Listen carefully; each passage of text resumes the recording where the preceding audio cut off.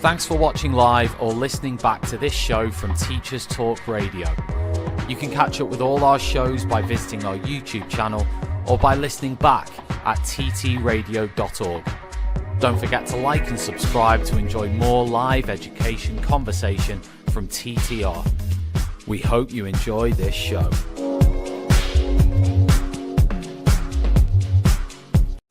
Outstanding and world-class vision and world-class this.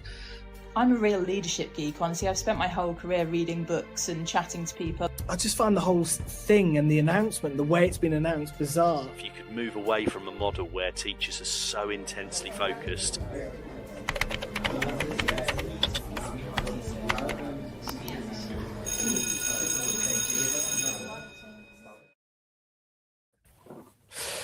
Hello, everybody, and good evening, and welcome once again to Teachers Talk Radio, where we have this special show this evening coming to you live about parental engagement in primary RSE and PSHE with our wonderful friends from Kapow Primary, Alice Faulkner and Zoe Higgins. How are you both this evening?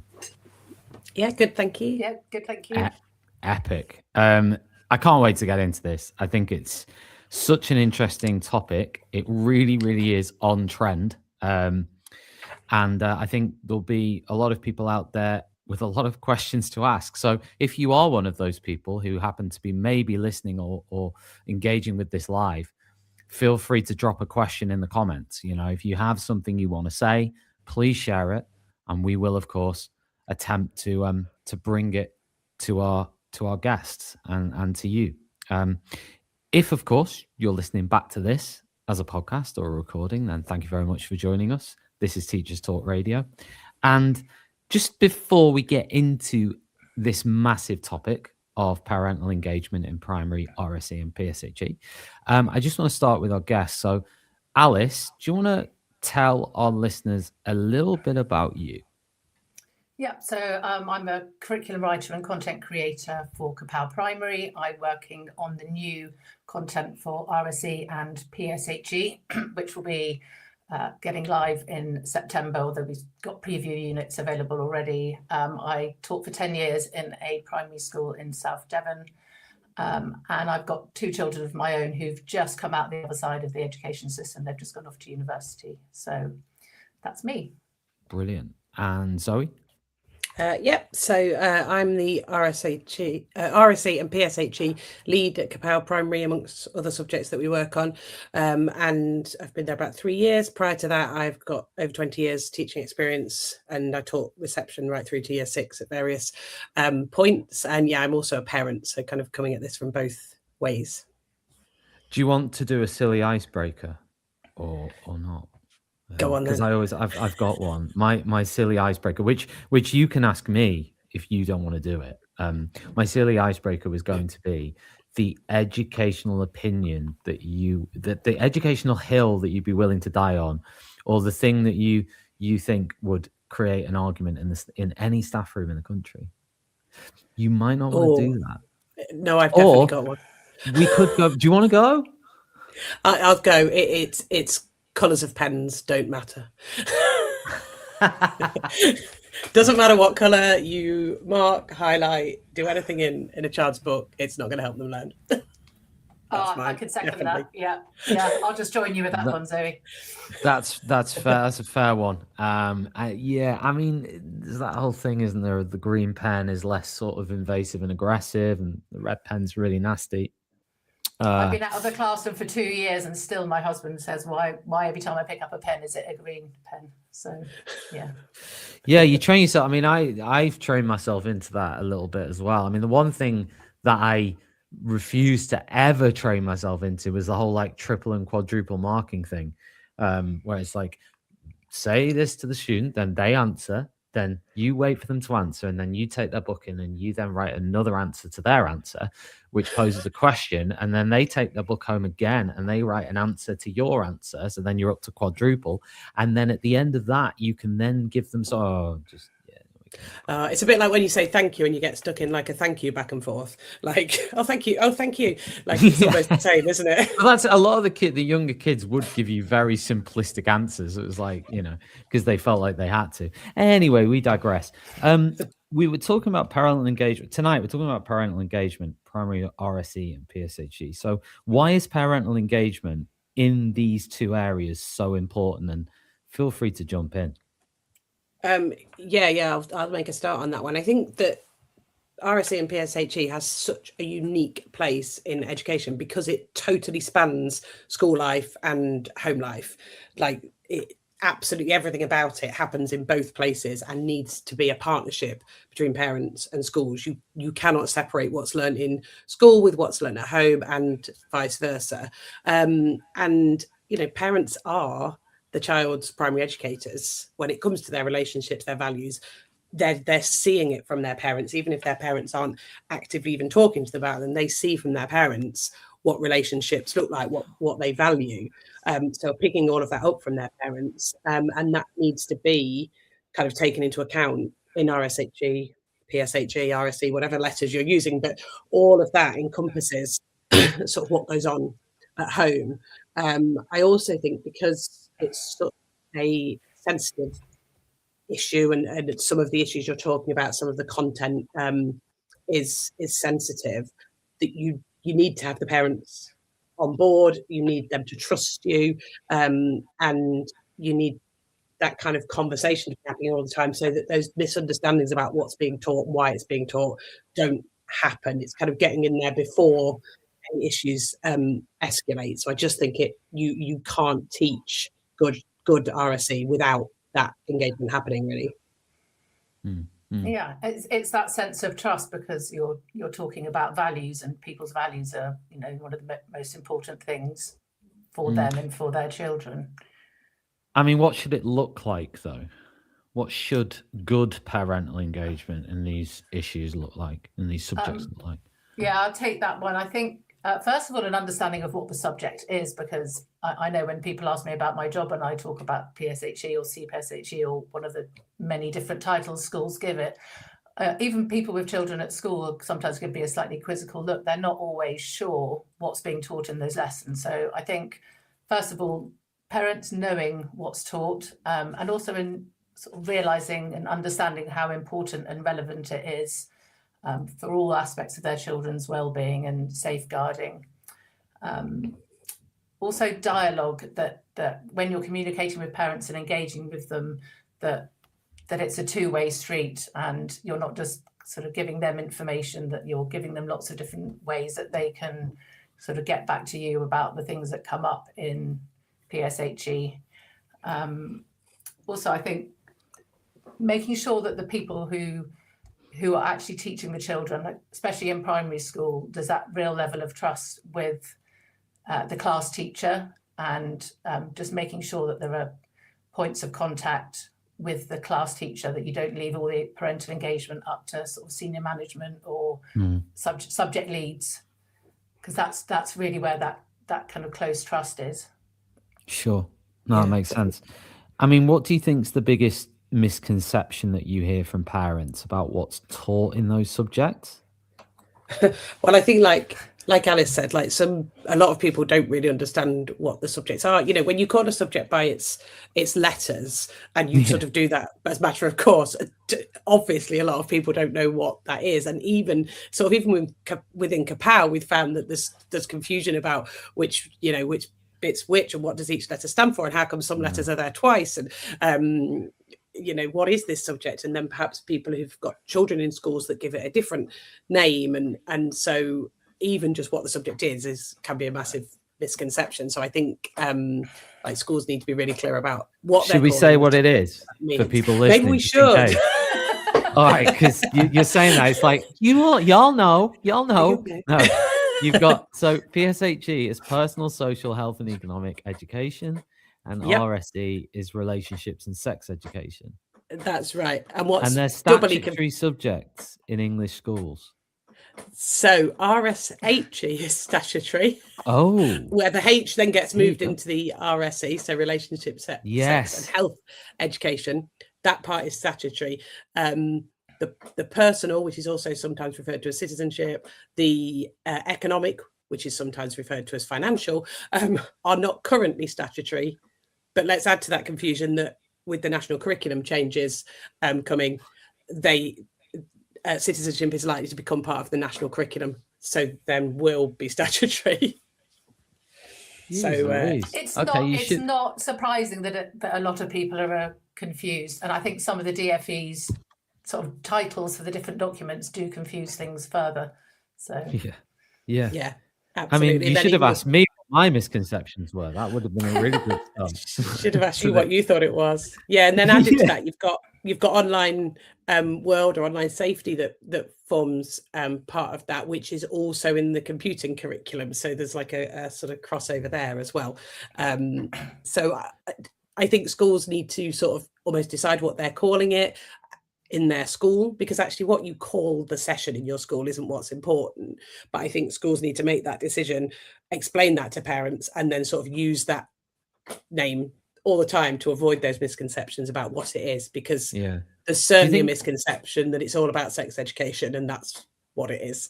Well, that's what I was sort of going to ask you, is like, when we talk about this biggest misconception that you hear from parents, I mean, what's the biggest misconception they have with regards to the content that is being taught? I mean, is there one particular topic or subject area or thing that you come across a lot where you think that it's always that they think is or isn't being taught that, you know, is the misconception?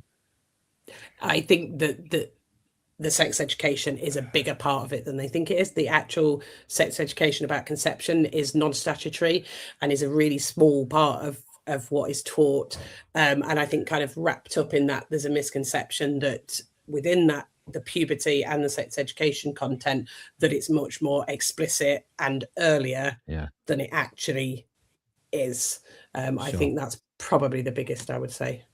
And I'd add to that, and it's kind of along that confusion, is that because there's a right to withdraw your children from sex education in year 6 when it's taught, that some parents feel that they also have a right to withdraw their children from the growing up puberty content, which is statutory. It's part of the health element of PSHE and RSE. So all right. Go on. No, I'm going to say something else. So what do you think parents most want to know from schools about RSE and PSHE in terms of the curriculum? I think most of all, they want to know what's being taught and when it's being taught. Obviously, there are some sensitive topics that they want a bit more detail about. So I think online world is becoming a part of that, but also the growing up and sex education, puberty topics, and what the language being used. So generally, you know, the more aware they are of what's being taught in the language that's being used, the more they can support their children and feel comfortable. Because actually not every parent does feel comfortable talking about some of those sensitive topics, and, you know, giving them the language to do that at the same time as you're teaching it is really valuable. So how they can support those conversations at home. Do you think, sorry, I was just going to say, do you think like some schools are a bit fearful of saying this is what we do and putting it all out there? I mean, what is like the best practice when it comes to schools and the RSE PSHE curriculum? Do they, you know, do you find that I mean, I don't want to ask what's worst practice, but I'm saying, like, do you find that some are for completely understandable reasons are sort of shying away from things maybe a little bit? I don't know. Yeah, I think there is a bit of a fear factor, sort of with schools feeling like, you know, they feel worried that things will be taken wrongly or out of context, perhaps if they share too much. And I think kind of to come away from that, what's really needed, like we said, is that sort of engagement, that conversation, rather than just sharing something and, oh, that's it, done. It's actually building a conversation around that. And I think we had we asked actually sort of parents of who are working in Kapow for sort of their thoughts on this question, actually, you know, what parents most want to know and what works well. And some of the things that sort of came up were like that, being given that overview at the beginning, and then having little reminders throughout the year, rather than just a sort of drop and run almost at the beginning of the year, because parents want to be able to talk to their children, and actually teachers want parents to do that. So kind of sharing that as and when throughout the year, as well as the overview at the beginning. I think the other thing that schools struggle with is feeling confident talking to parents about it. You know, some teachers can talk in front of an assembly of 200 children, can't they? But put them in a room of parents, and it's like, and then put them in a room of parents and have to talk about something a bit sensitive or embarrassing is really scary. But I think parents want teachers and leaders who sound confident, even if you're having a bit to fake it till you make it, sort of thing. But sounding confident about the decisions. Yeah, it is quite exposing though, isn't it? Especially if you decide you're going to do it in a meeting type forum, that you don't know what questions are going to come at you. So you can see why some teachers feel reluctant. But yeah, I think from a parental point of view, they want to see that you're comfortable delivering that content to the children. And it's a very open, sort of trusting relationship. Sure. Yeah. I mean, how do you think subject leaders can help teachers then, and particularly ECTs in this sense, with parental engagement and communication? Yeah, I think it's really helpful if subject leaders can provide the sort of templates for communication for teachers, so that they're consistent. They're not getting loads of information in one year group and hardly any in another, but making that consistent, and like FAQs, and working together as a staff on those with the subject lead, rather than sort of being left on your own. I mean, especially ECTs, and if they're straight from university, then maybe a PGCE or straight into teaching, and maybe only 20, 21, 22, 23, maybe actually that's a big thing to then have to speak to parents, particularly about things like puberty and sex education. So having that subject lead feeling behind you, doing some CPD with you, perhaps being able to co-lead parent sessions or write the letters and the emails together would be really, really helpful.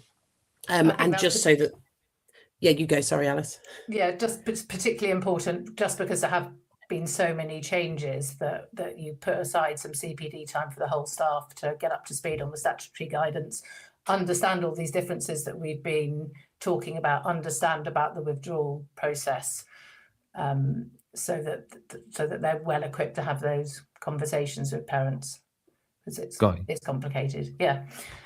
Got you. I mean, just before, we've got lots more to dig into here, and we're going to move on to communication in a minute, but just in case anybody is listening to this live, or maybe even just listening back to this, if you want to explore what Kapow Primary have available in this area, then you can visit their website at kapowprimary.com. You can visit, and this was a strange description earlier, the waffle. You can click on the waffle. It's not a waffle. It's just 9 dots, but forgive and forget. But you can click the waffle. And when you click the waffle, you can click on preview units, and in there you can find the new RSE and PSHE preview for academic year 2026-2027. Is that right, guys? Yeah, that's right. So you can see the units that we've got in there, and they're kind of being added to every month. We're building on what's there ready for September. And they look really good. So just a quick glance. How can I build safe, kind, caring relationship with others? How can I help myself and others feel happy and safe?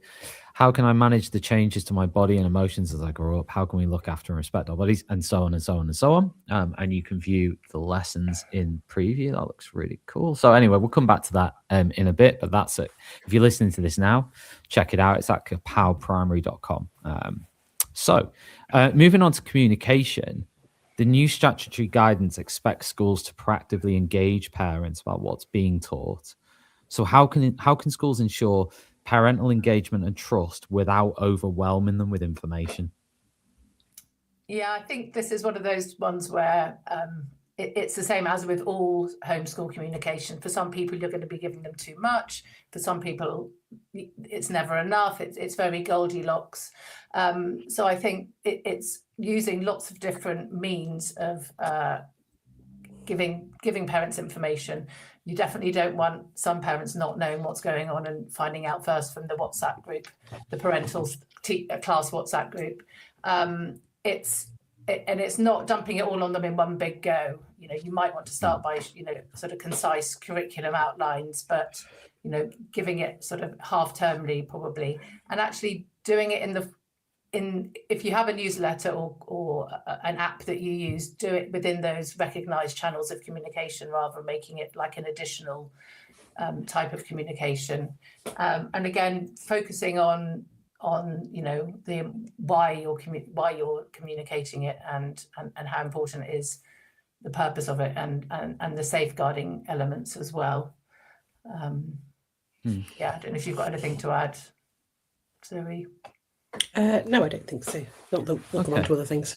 Yeah. The guidance also says that schools should show parents a representative sample of resources and let parents view all curriculum materials on request. How can schools do that practically?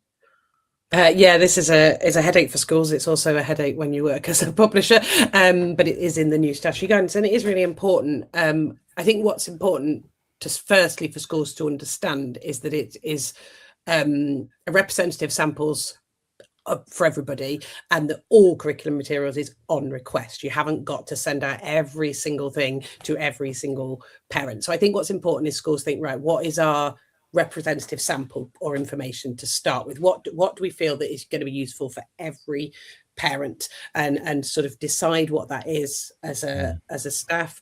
What we've done at Kapow is created a parent zone page that's got all that information that we think will be useful for parents. I can explain where to find that in a minute. And so sort of make that decision first. What's the sort of minimum we think all parents want? And I think also best practice is really to have some kind of parent meeting, whether that be an online meeting or an in-person meeting, or perhaps one of each for different, you know, parents who have different preferences, and talk through that rather than it just being, here you are, this is it, because a lot of things out of context can look different from when they're actually talked through. So I think that's the sort of first port of call. And then if parents request they want to see everything, that really needs to be a conversation. Do they want to see everything? Do they want to see everything their child's going to see? You know, do they want to see the whole school, or do they just want to see their year group? Do they just want to see a particular unit or a particular lesson? So to try to really understand what that parent is worried about almost and wanting to see more of. And then again, inviting that parent into school to go through those, to talk about how that will be taught again, rather than just as a sort of, here we are, out of context. We've developed actually a share the lesson or share the unit. So teachers can get the parent's email address and share the lesson with them, and they'll get access for a couple of weeks and can look at it and talk through it. But I think the most important thing is to have that as a conversation, not a sort of throw it over the fence, here it is situation. I might just add again about the representative sample of materials. I wouldn't recommend that you kind of hide away from the puberty and sex ed content in that representative range, because, you know, in terms of trust, we know that's what the parents are most interested in and really want to see. So having some samples of that available and not looking like you're kind of not wanting to share that, I think is a good idea. Do you think it's a good idea that in principle that schools sort of, the guidance says that schools should show parents this stuff? I mean, is that a good thing in your view, or, you know, I mean, do you think it's overreach, it's not just or do you think they should? It's not really that they just should. It's now sort of by law, parents have to show everything.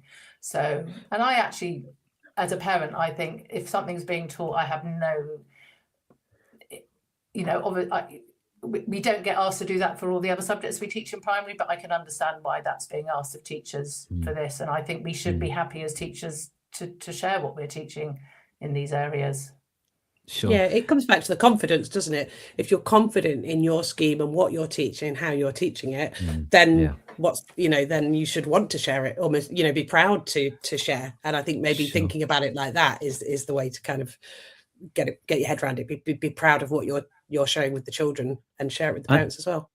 From a teacher's perspective, do you think that a teacher with regards to PSHE and RSE, should a teacher really be sure to not deviate from the curriculum? Or, I mean, in the sense that, would you see this as a bit different, for example, from other subjects where, you know, there would be maybe more, you know, teacher, you know, input or deviation or adapting things?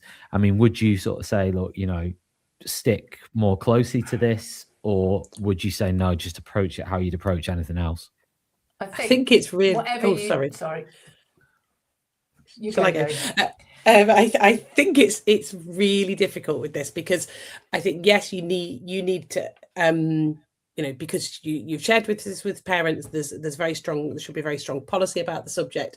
You do need to stick closely with what you're intending to cover, what the plans are, what the objectives are for each year. But equally, it's a subject where children can throw you a curveball, you know, in terms of what they ask or what issues come up in your class, and there needs to be room for that. You know, if a particular issue comes up, an example that I had when I was teaching PSHE and RSE was that we were talking about pregnancy, and a child asked about miscarriage, which wasn't on the plan. It hadn't been shared with parents that that's what we would talk about, but it wasn't something I could just totally shut down in the moment, because that would have been you know, insensitive to that child. But equally, she had a lot more knowledge and experience than, you know, the children in the class. So I think it's how you deal with those things, and taking that step and saying, we're not talking about that right now, but we will come back to it, so that you can then speak to the subject lead about how to go with that, and speak to parents if need be. There has to be a bit of flexibility there.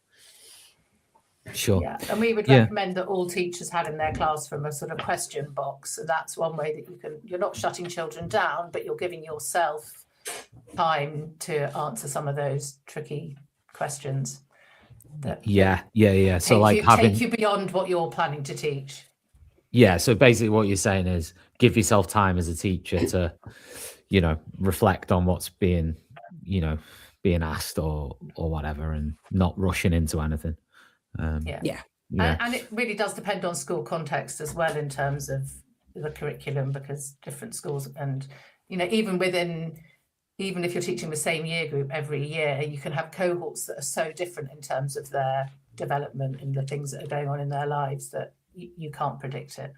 Yeah. What are your non-negotiables then for an RSHE communication plan across the year? I'll take this. I think, first of all, starting off with your policy. So all schools have to have a policy that they share and actually consult with the parents on. I mean, the parents can't dictate what's taught, but they are consulted, should be consulted. And then making sure that when you write that policy, it's accessible, it's jargon free, and it's available on your website for everyone to see.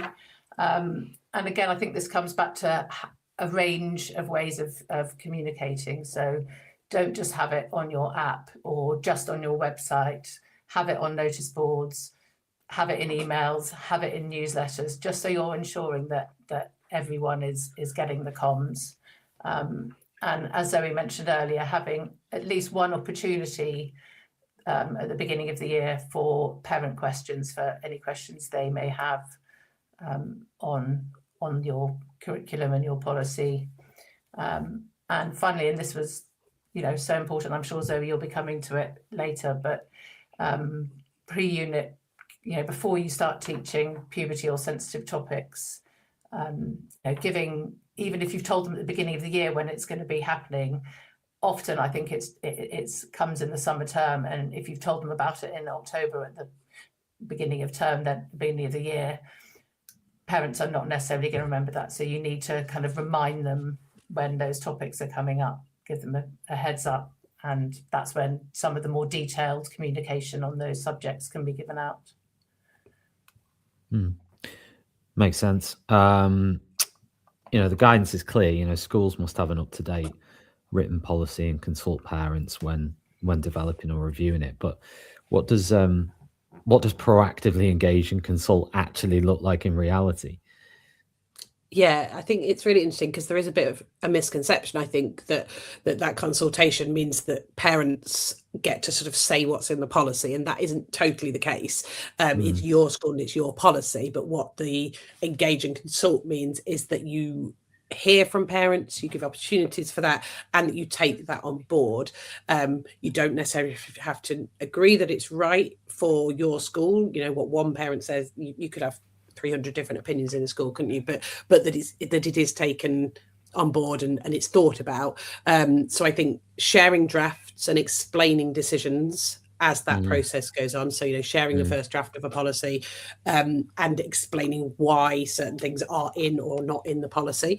Where the policy's changed, just sharing a summary of what's changed. You know, a lot of parents do not want to read the whole policy, but might want to know just the bits, the key parts. What's the headlines as to what's changed since the last policy. And I think in terms of being proactive, it's offering different ways for parents to engage with that, not just sort of sending out one text saying, if you want to tell us anything, please get in touch. You know, that's not proactive, but, you know, an online survey, offering a meeting, asking parents when they're at parents' evening, using a few different ways to make sure that all parents have had that opportunity.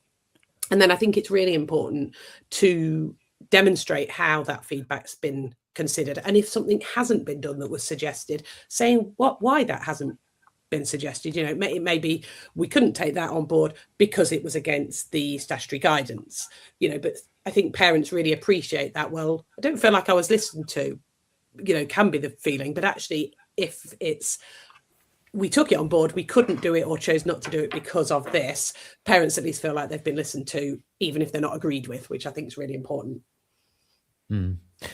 Let's move on to puberty and sex education a little bit more. Let's get into that a little bit in a bit more detail. So the policy should differentiate between relationships education and sex education. So how do you explain that distinction clearly to families then? Well, first of all, make sure that everyone in your school is really clear of the distinction. And, you know, be really clear that relationships education focuses on friendships, respect, families, boundaries, you know, consent, ideas of consent. And sex education is one completely separate small part of the curriculum, which is about how babies are conceived and born and how people become parents. You know, that will also cover surrogacy, IVF, lots of other aspects of conception. Parents need to know that relationships education is statutory, whereas the sex education is optional, although children will still learn in science about conception, but the sex education in terms of relationships and sex education is parents do have the right to withdraw from. And it's also really important to clarify to parents that the puberty and growing up elements of PSHE are not part of sex education. So even if they withdraw their children from sex education, they will still be covering the puberty sort of part of the curriculum. So I think being really clear with parents about what the differences are and what they can and can't withdraw from is really important. What are they allowed to withdraw from? So they can just withdraw from the parts that focus on conception and birth, and that's it in primary school.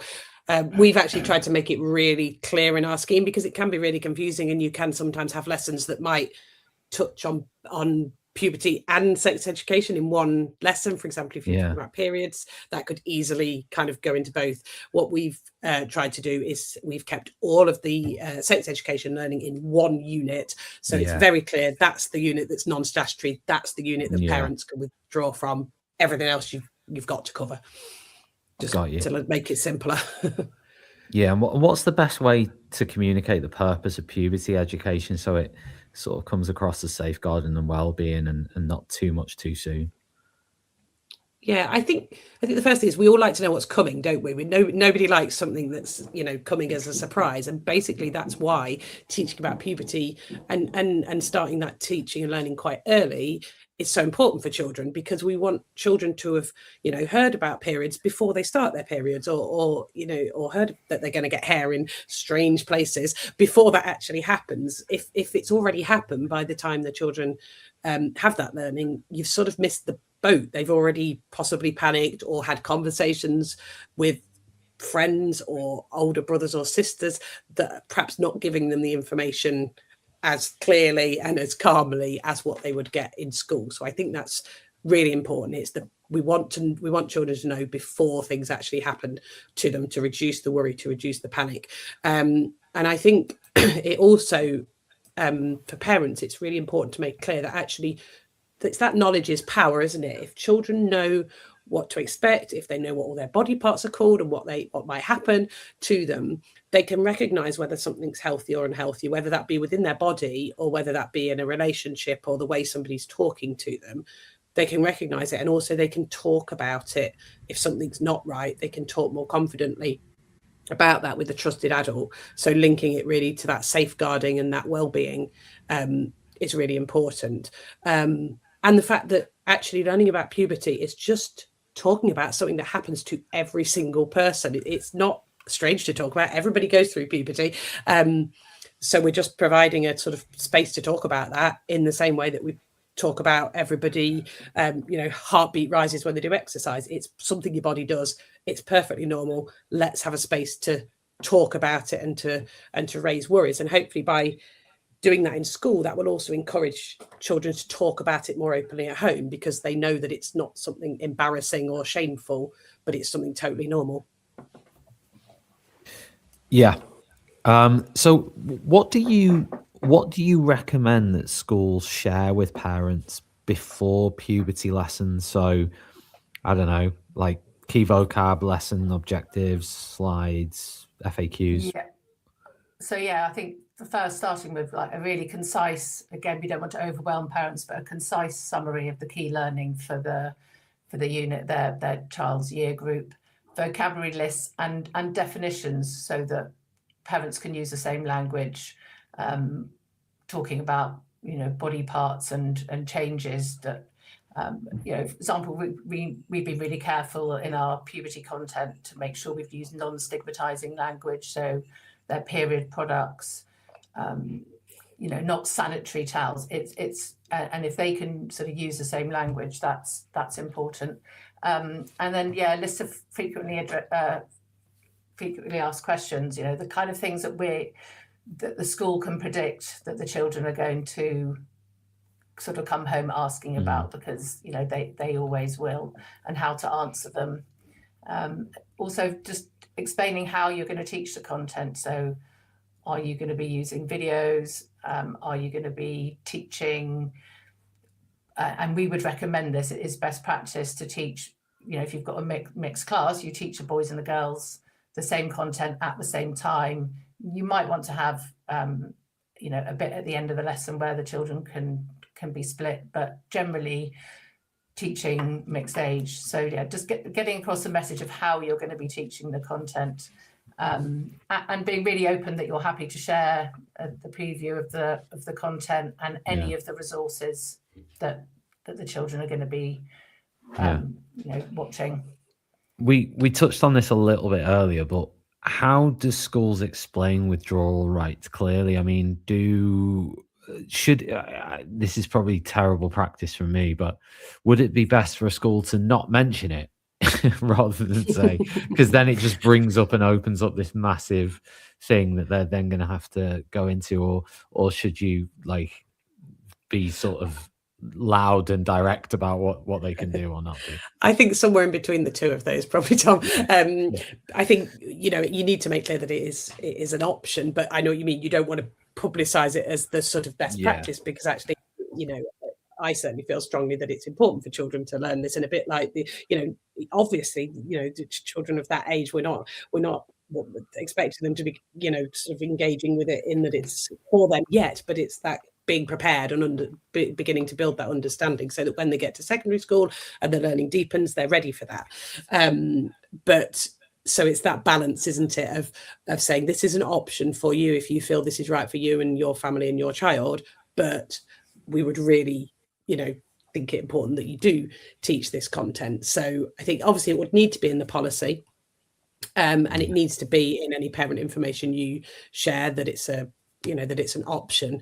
But I think the best way to explain it is to have a conversation with any parents who are raising that, not just go, okay, yeah, that's fine.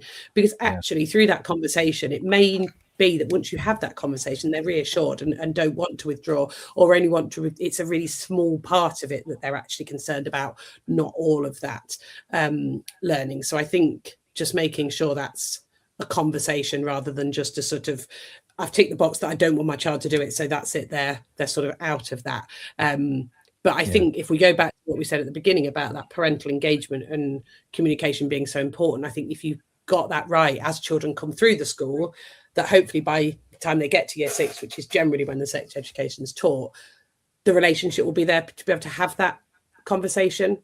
So I think that's really key.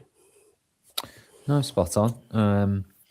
Yeah, I mean, it's a tricky one, isn't it? I mean, do you sort of, with regards to the schools that Kapow sort of work with and you know, who adopt Kapow, I mean, you know, how do you find that they respond to it? Because I'm sure they value, you know, your expertise. I mean, there must be a lot of schools out there operating very much in silos on this, and it must be quite difficult for them, I'd imagine. Yeah, definitely. It's certainly a question we get asked, you know, quite a lot from customers, and we have guidance that we can signpost towards, and we have, you know, guides as to what can and can't be withdrawn from. And as I said earlier, we've now made that even easier for schools by having the sex education learning all in one unit, and we've even created an alternative unit, because obviously it's not just parents who can withdraw from this content. Schools can choose not to teach that content at all, if they want to, so that no children do that unit. And we are actually providing an alternative non-statutory unit on first aid that they could use instead.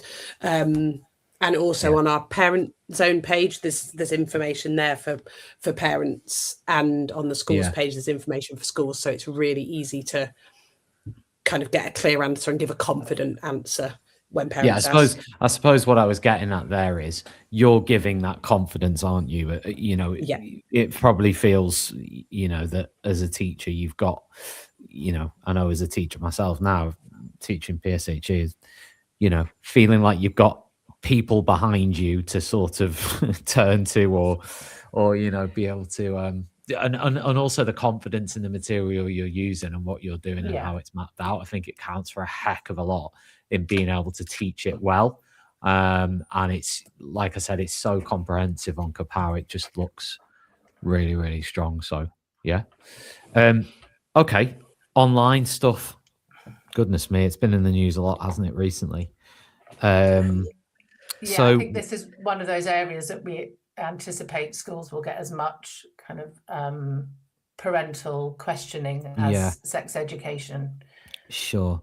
So why do you think it's important to engage parents when teaching the online world area of RSE and PSHE? Partly because, well, it's interesting. I was watching Hannah Fry's program about AI, and she was talking to people, and you know, we might in our generation talk about the online world, but children don't really even see that as a different space. There's so much of their lives is lived online, and it's largely happening outside school hours. So keeping children safe depends on a really good partnership between schools and parents, sort of keeping each other in touch on those issues.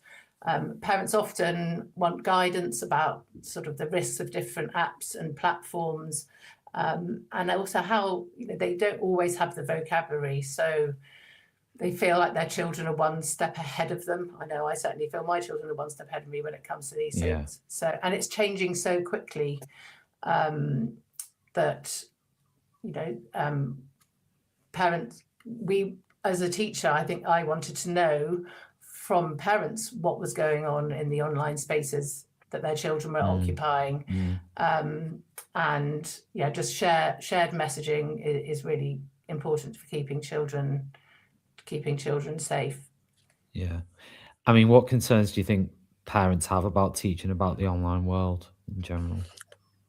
Yeah, I think, I mean, as with sort of some other things in the subject, it's that fear that talking about a risk is going to sort of introduce their child to that risk, whereas actually the opposite is what you're intending to do. But it's almost like, well, if if you mention to children that they might find certain things online, is that going to make them go searching for those things? But actually what the big message is if something makes you feel uncomfortable online, tell an adult. That's the massive message across all of the guidance and across our content. But some parents do fear that actually we're it's introducing the risks, but it's actually more, you have to understand the risks and you have to understand what makes you feel uncomfortable to be able to recognize that and do something about it.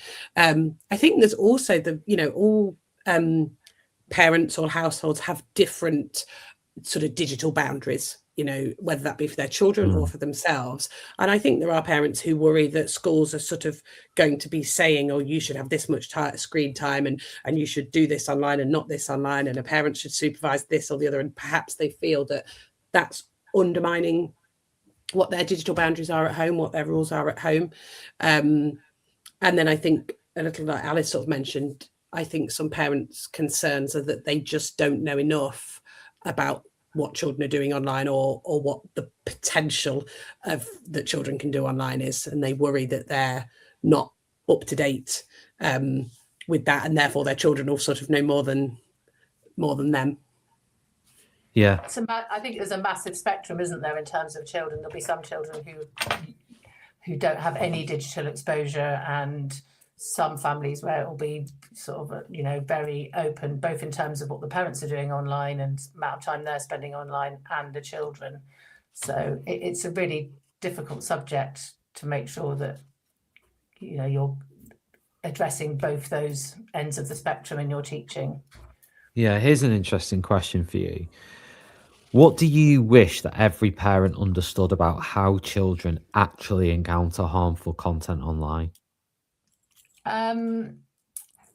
I think that children often aren't going to tell adults if something worries them, which is why we're teaching them to. But especially if they've been on a platform or an app or something that they know they shouldn't be on, that maybe it's age restricted or their parents have said they're not allowed to use, they're then really reluctant to talk to their parents or tell somebody at school about it. So I think, just them knowing that a lot of harmful content is come across accidentally as well. It's not that your children have been searching out harmful content, but it is really easy to stumble across, particularly with sort of peer sharing and algorithms. Things can amplify very quickly. So really it's for parents to know that the most important thing, as Zoe said, is about children feeling really comfortable to report any harmful content to an adult. Sure. And how do you frame online safety as sort of like a shared homeschool job instead of just it's on the school or whatever? Yeah, I think there's sort of almost the distinction is that schools are teaching the skills, they're teaching the critical thinking, they're exposing children to lots of different scenarios and situations to kind of discuss and think critically about and work out what a character could do in a situation if something's happened to them. So it's very distanced, but they're learning those skills through that. And that's kind of what the school job is within the lessons. And then always the family's responsibility sort of off the back of that is setting those boundaries, using devices responsibly and thinking about how they're supervising that.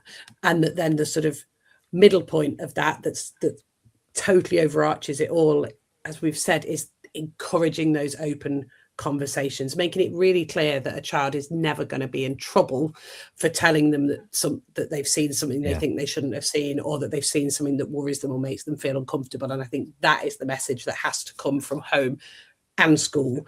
And it doesn't matter who they tell. If they've seen something at school and they were messing about and doing something they shouldn't have been doing, and they feel they can tell their parent but they can't tell their teacher, fine, as long as they've told somebody who can then look into that. And the same the other way, if they've done something at home that perhaps either they've come across something accidentally, or perhaps they know they were on a app on a older brother's phone that they shouldn't have been on, or whatever it is, and they feel they can tell the teacher, great. We just want them to talk about it and be open about the things that worry them and the things that make them feel uncomfortable.